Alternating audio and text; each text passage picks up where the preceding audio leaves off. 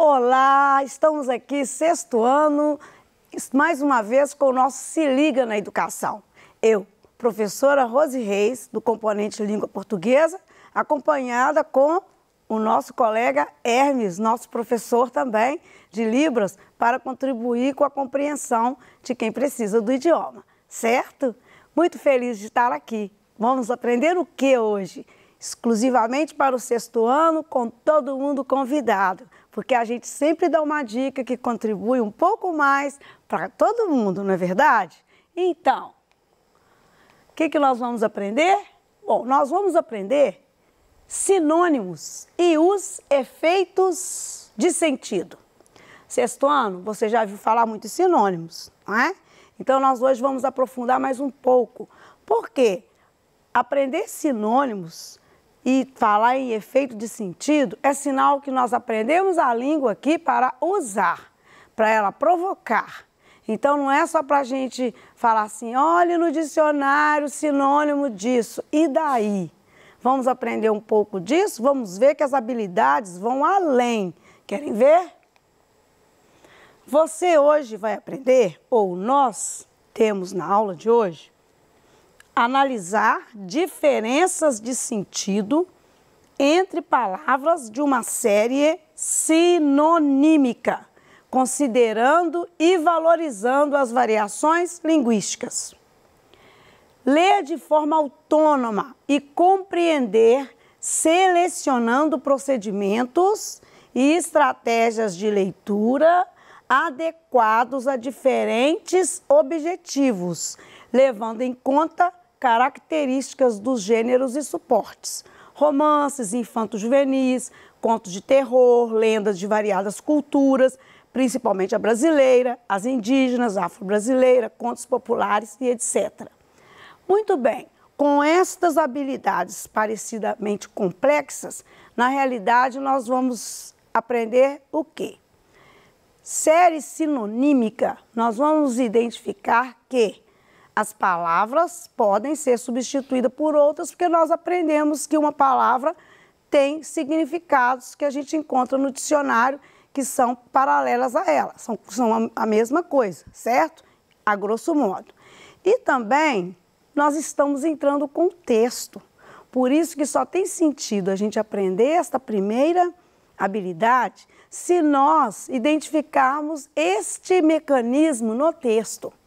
E o texto que eu escolhi hoje para vocês, dentre aqueles que a segunda habilidade está propondo, é um conto popular. Eu vou adiantar para você que o conto popular, você já ouviu e tem ouvido falar desde que você entrou na escola, ele é um conto que é conhecido pelas pessoas. E ele não é conhecido da mesma forma. Ele, às vezes, a pessoa fala assim, eu já ouvi esse conto, mas não é desse jeito. Então, nós vamos agora, na aula, recordar um pouquinho porque que conto popular tem às vezes, essa observação das pessoas. Já ouvi isso, mas não foi bem desse jeito. Então, vamos lá, então. Muito bem. Começamos hoje ouvindo história, ou melhor dizendo, um conto popular.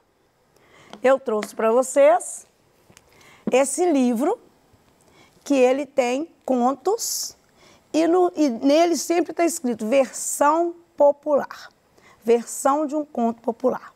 O que significa versão? Alguém ouviu e reconstruiu fazendo uma versão.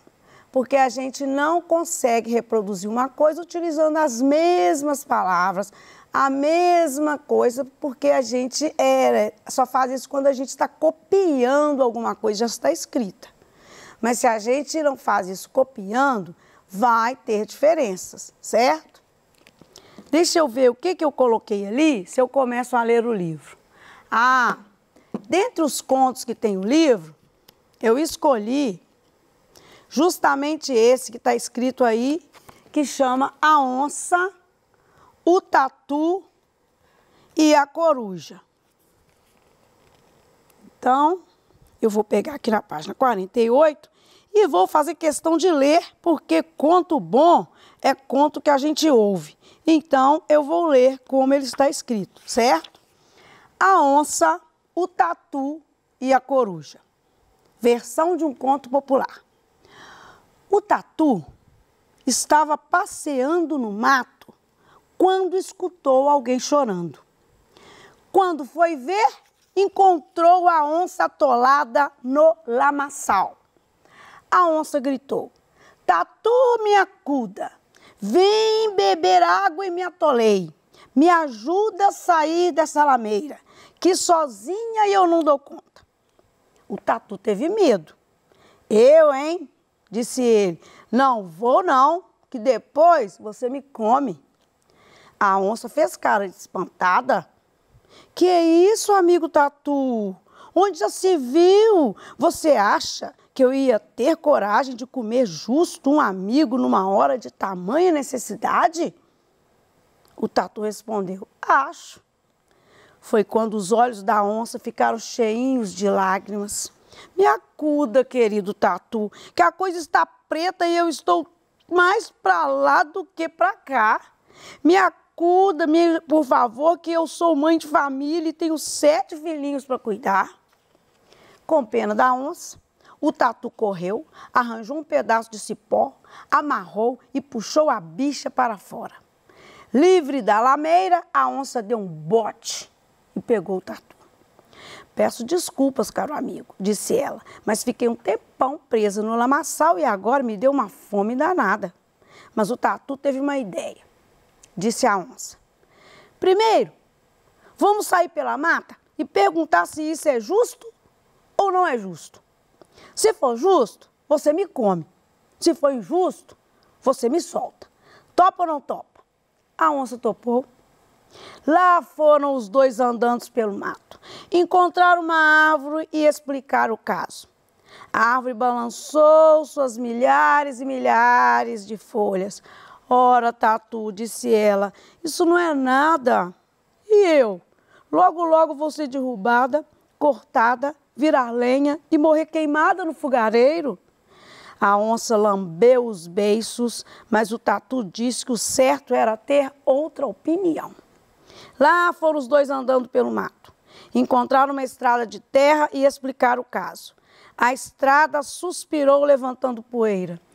Ora, tatu, disse ela, isso não é nada. E eu?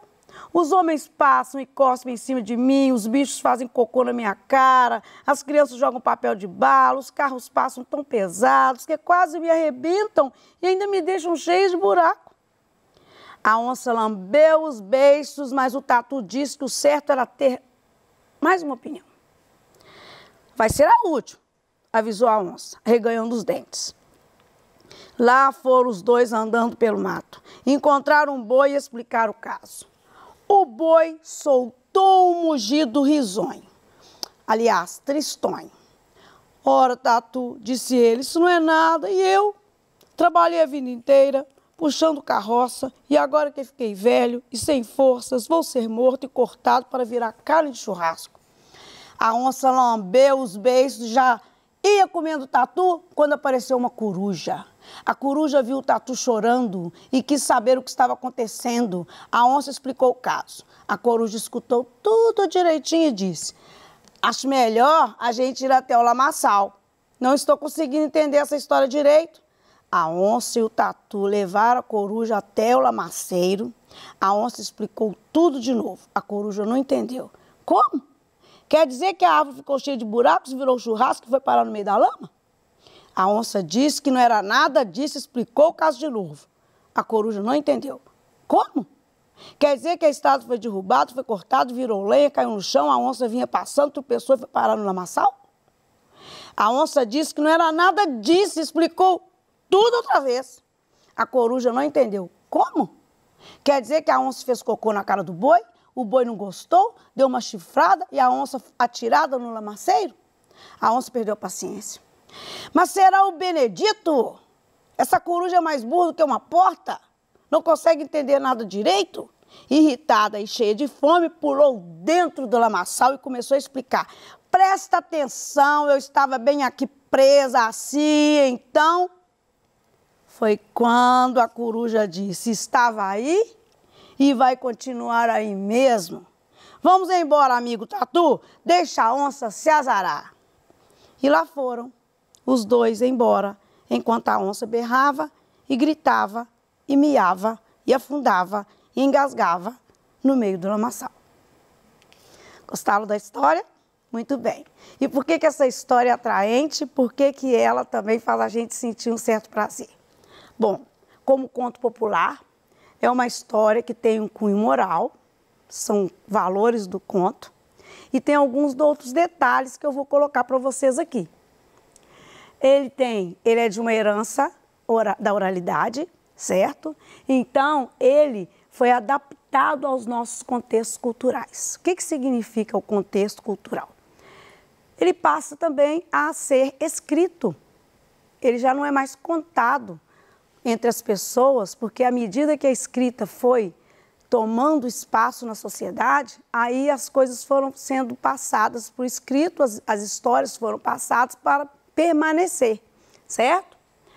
Ela tem uma função lúdica moralizante, quer dizer, a gente sorri, a gente tem humor, mas ela está querendo mostrar para a gente alguma coisa, né? Para a gente entender aí moralmente. Será que está certo eu ajudar alguém? Ou será que está certo e depois essa pessoa, ou não reconhecer que eu contribuí, que eu ajudei? Então, sim, para a gente refletir um pouco, não é? Mas não é para história, não é para poder a gente ficar ensinando moral, não. É para a gente refletir, porque a gente tem liberdade quando a gente lê histórias, quando a gente lê contos, quando a gente ouve contos. Liberdade de opinião e escolha. E aí, essa forma lúdica seduz tanto os contadores como quem ouve, né? Bom, eles são curtos. Vocês viram que eu achei ele meio longo, mas na verdade ele é curto em relação a outros contos que nós temos clássicos, contos que são feitos depois da invenção da escrita, eles são bem diferentes, né? À medida que a escrita foram assim, surgindo a literatura escrita, aí ela foi escrita assim, os contos são mais longos, tem mais trama, mas o conto popular ele é assim, desse jeito, líquido e certo.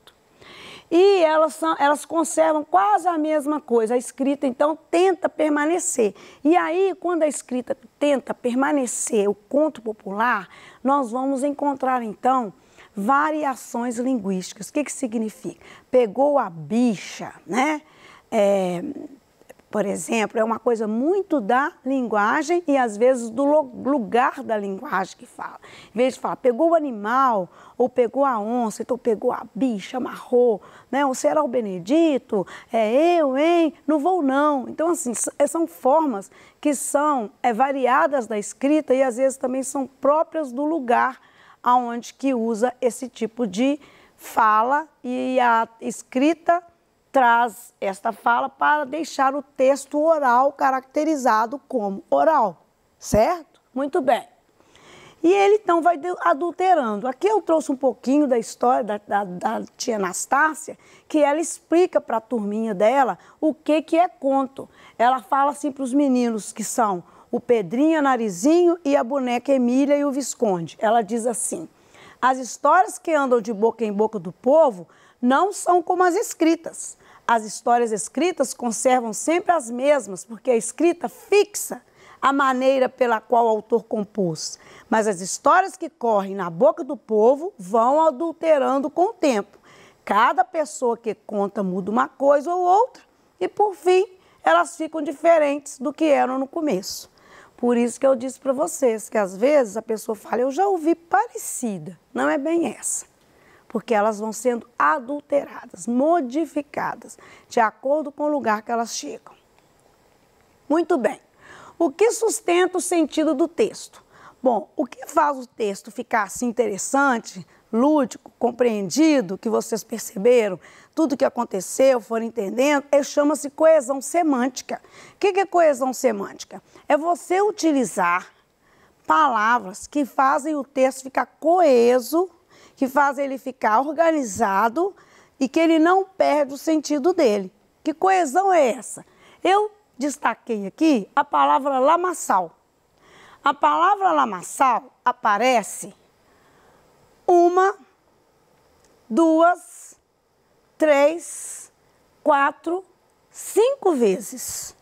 Em 5 passagens que eu li, aparece o lamaçal, que foi o lugar onde a onça caiu.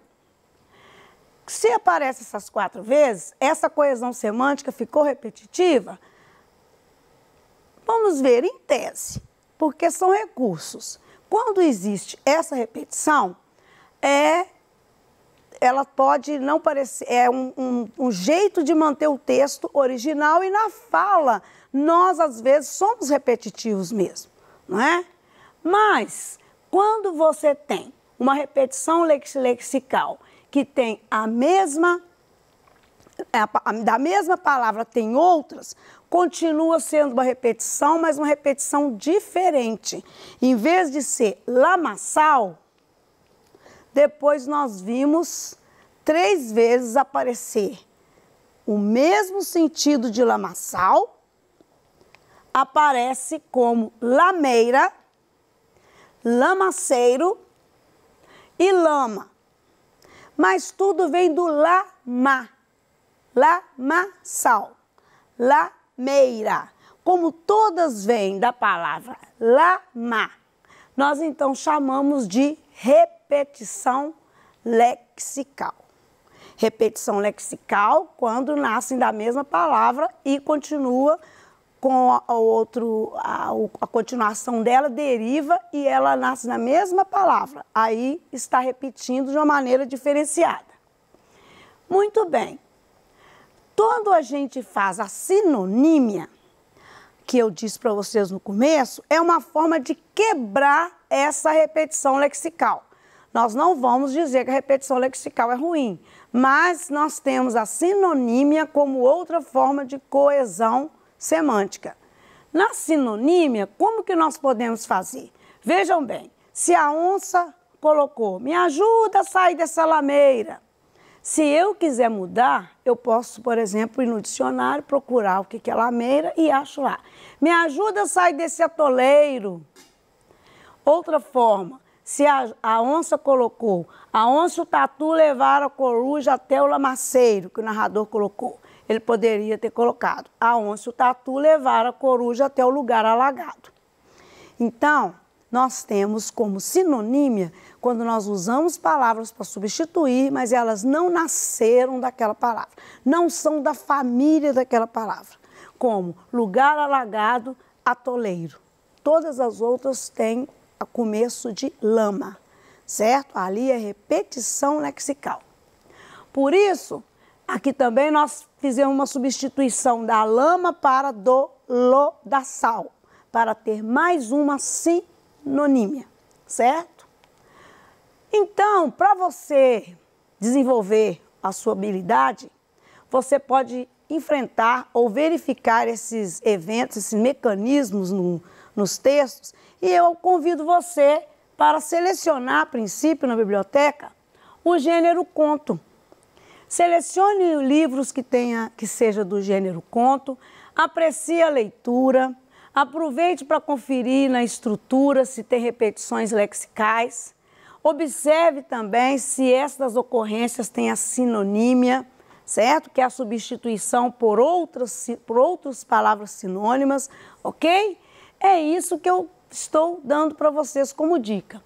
Identifique como que esses mecanismos de coesão marcam o estilo do texto e combine com sua turma uma apresentação desse conto que você escolheu na biblioteca, usando a expressividade. Vocês viram eu contando? Vocês gostaram? Combinem a escolha de quem vai ser o narrador, os personagens, vai ficar mais interessante ainda, tá bom?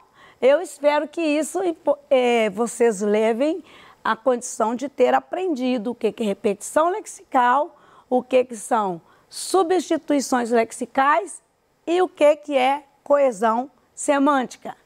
E aí nós temos também uma referência para vocês também consultar e enriquecer o seu conhecimento. Fiquei muito feliz de estar aqui com você, fazendo uma performance de leitura de conto e, ao mesmo tempo, te ensinando um pouquinho de como que esse texto se constitui. Um abraço imenso para você. Não fique com dúvida. ligue para a gente no Tira Dúvidas que a gente pode falar mais sobre isso. Um grande abraço e até lá!